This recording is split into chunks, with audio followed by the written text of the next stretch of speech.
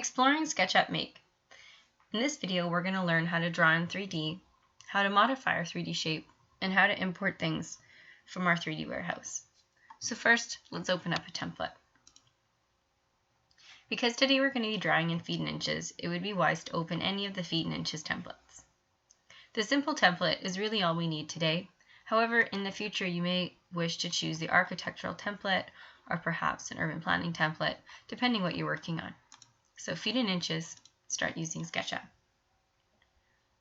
As this is loading, start thinking about what types of shapes you might want to try to draw. So now that it's open, we can see that we have an upper toolbar and a side toolbar. Now I've told SketchUp to put those toolbars there, so your software may look a little bit different. We can change that appearance by going to View and then Toolbars.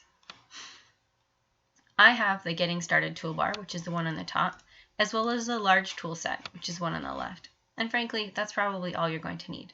So select your two toolbars and then hit close. Now you can explore some of the features.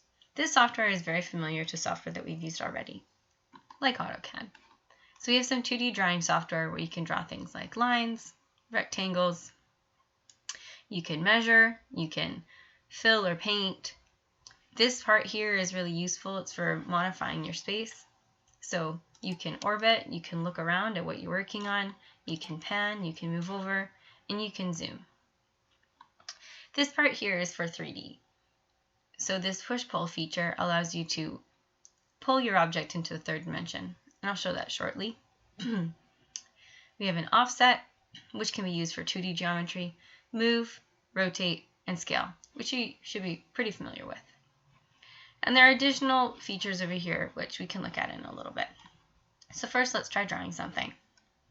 Perhaps we'd like to draw a rectangle, and it automatically turns your rectangle into a surface. And the cool thing with having a surface, or a face, is that now we can pull this surface into 3 dimensions. So we use our push-pull tool, and we grab our surface, and we pull it into the 3rd dimension. Now you can just click arbitrarily, or you can select an actual distance. So looking in your lower right corner, it says 3 foot 4. Perhaps I want to make it 5 foot, so I can type in 5 foot, enter. Now I have a rectangle that's 5 feet high. I can also modify my shape. I can do so by drawing. So perhaps I want to cut off this corner. I can push this corner all the way to the end and let go, and it erases that whole entirety. Or I can push it a set distance. So I could possibly take this corner and I could push it halfway, or a predetermined distance I could type in. So something like this, halfway to cut.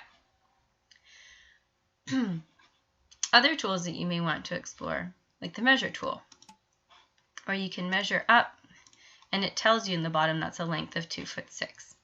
Now if you want to take that measurement, you want to translate that measurement across, you simply click one corner and click the other, and you get this dotted guideline, which can be very helpful, especially if you want to translate measurements. So if you wanted to translate this measurement all around to the other side, I click and then I pull and I click, and it creates another guideline. Now anytime that you wish to remove your guideline, you simply go to your select tool, select your guideline, and hit delete. However, this is really excellent for translating measurements. Some other tools that you might want to try is something like Follow Me, which is where you make a shape. Let's try this time drawing a circle. So this time we're going to draw a circle. In Follow Me, you need a path. So you have a 2D shape, and then you have to give it a path.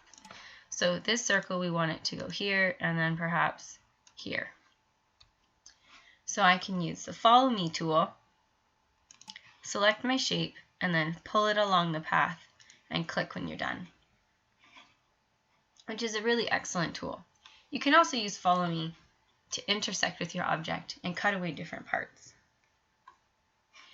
For more geometry tools, you could try something like Offset, where you draw your shape and then you can select Offset. And you select that shape and you can offset it an arbitrary distance, or perhaps you want to type in 6 inches and it offsets exactly 6 inches. We could use our push and pull tool, and we could pull that out whatever distance we wish. Now things like scale and rotate you can use in your object, or you can also import objects from the 3D warehouse. This is a really neat place. You go to File, 3D Warehouse, Get Models.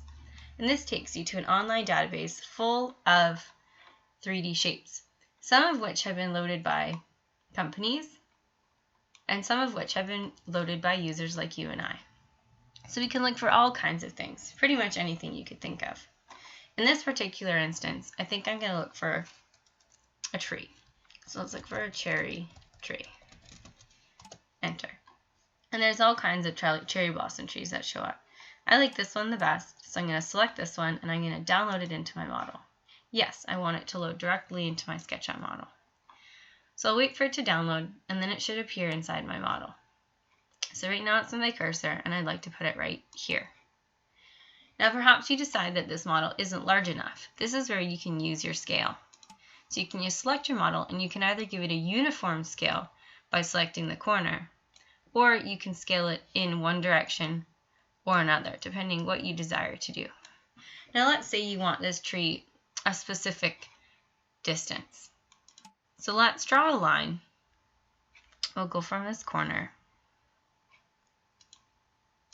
So perhaps we want our tree to be exactly 10 feet wide. So I'll go 10 feet. Enter. So I've got a line here that's exactly 10 feet wide. What I can do when I scale this object is I can select just my width, and I can hover over this corner point, and that's going to make my tree exactly 10 feet wide. This is really useful when you're importing important features like windows and doors that you wish to resize.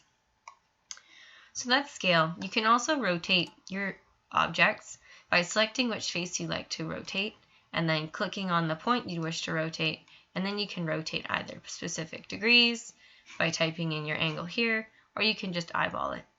But I like my tree like this, so we'll leave it here.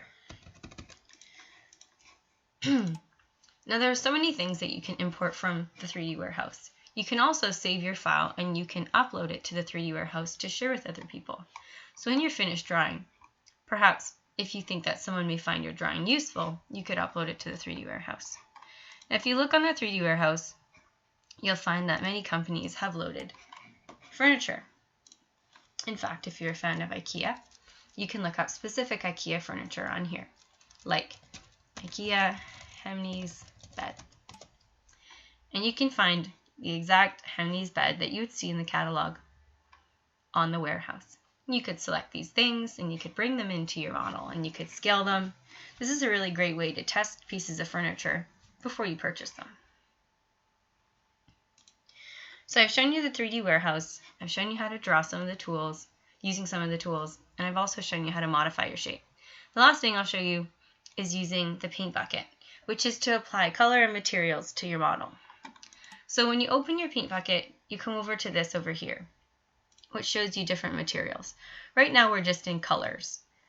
So you could do something simple like select pink and paint this pink. You could also choose a texture. So perhaps you'd like a texture of brick. You could select brick and you could paint brick on the side. Now, if you don't like the way the brick is appearing, you can go into edit and you can actually change the color of the brick.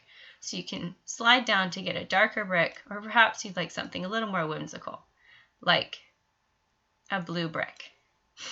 Or maybe you don't like the side of the brick.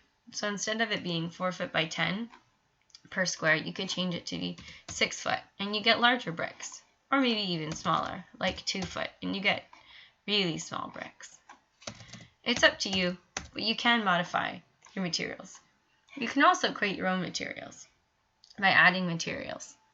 You'd have to draw a picture and save it, and you could apply that specific material.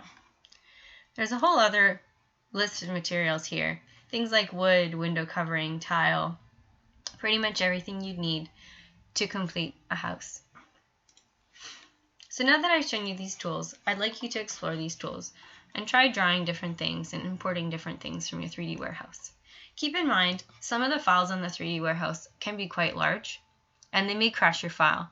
So make sure that you're saving often so that you don't lose the work that you've done. This is the end of exploring SketchUp Make.